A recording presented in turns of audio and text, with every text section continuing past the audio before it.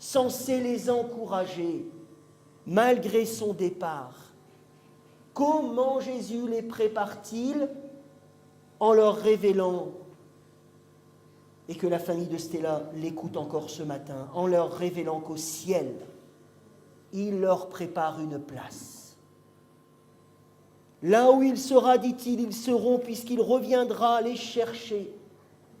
Le repos au lieu du trouble.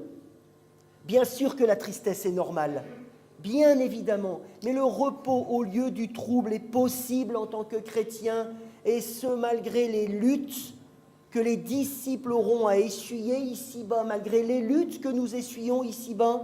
Il leur annonce d'ailleurs, mes amis, au chapitre 15, qu'ils vont être rejetés, qu'ils vont être persécutés, tués pour la cause de l'Évangile, qu'ils vont connaître la tristesse et tout ce qui va avec. Nous pensons à la solitude, nous pensons à la souffrance à cause de la mort d'un proche.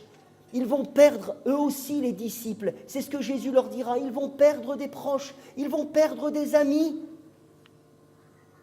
Mais la foi en Christ et en ses promesses pourra garder leur cœur en paix. Loin du cynisme, loin du fatalisme, loin du désespoir, parce qu'ils connaissent dorénavant le chemin pour le ciel. Oui, mes amis, mes frères, mes sœurs, tout ne s'arrête pas ici-bas. Tout ne s'arrête pas ici-bas.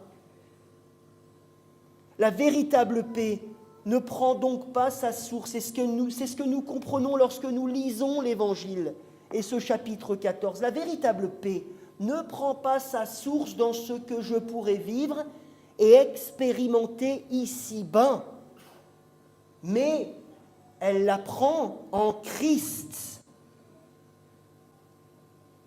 Alors ces paroles n'ont pas l'air, vous l'avez remarqué, de garder le cœur de Thomas